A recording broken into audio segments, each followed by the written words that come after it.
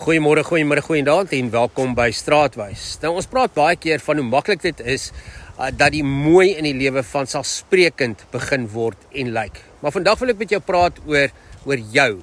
Jy wat elke dag goed doen, jy wat aanhou gee, jy wat aanhou opdaag, al lyk dit asof niemand dit meer raak sien nie. Jy is die een wat bel, jy is die een wat vra, hoe gaan dit regtig?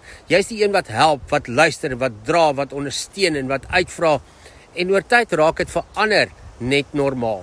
En hier kom die moeilike deel, want dit maak ons seer wanneer ons moeite onsigbaar raak. Nou Moeder Teresa het iets gesê wat amper hard klink, maar diep wys is.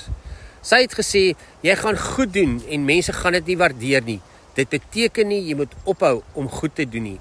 Nie omdat mense dit verdien nie, nie omdat jy erkenning gaan kry nie, maar omdat die liefde nie ophou, omdat dit nie terug na jou toe kom nie. Jesus het dieselfde ding gesê, net op 'n ander manier. Hy het gesê, wanneer jy goed doen, moenie dit doen om gesien te word nie. Want die oomblik wanneer ek goed doen om iets terug te kry, soos erkenning of dankbaarheid of applaus of likes of shares, dan is ek nie meer besig met opregte liefde nie. Dan is ek besig met 'n ruiltransaksie. Ek gee vir jou iets en nou skuld jy my iets.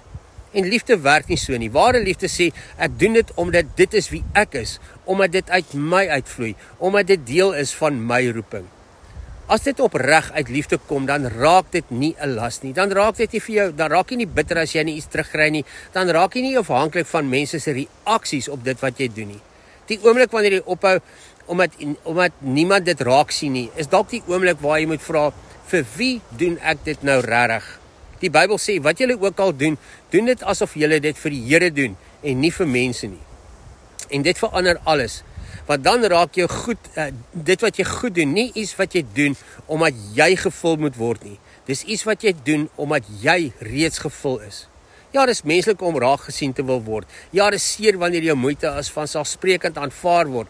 Maar moenie dat dit jou hart begin hard maak nie. Moenie ophou goed wees omdat ander gemaklik geraak het nie.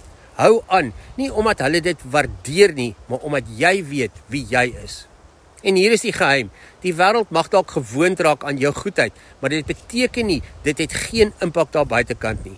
Saadjies groei lank nadat die hand wat dit geplant het, vergete is. Hou aan lief hê, hou aan gee, hou aan doen wat jy doen. Nie vir die applaus nie, nie vir die erkenning nie, maar omdat liefde, ware liefde, nooit rekening hou nie. So ek hoop jy 'n wonderlike dag en tot ons weer saam stap, mooi loop.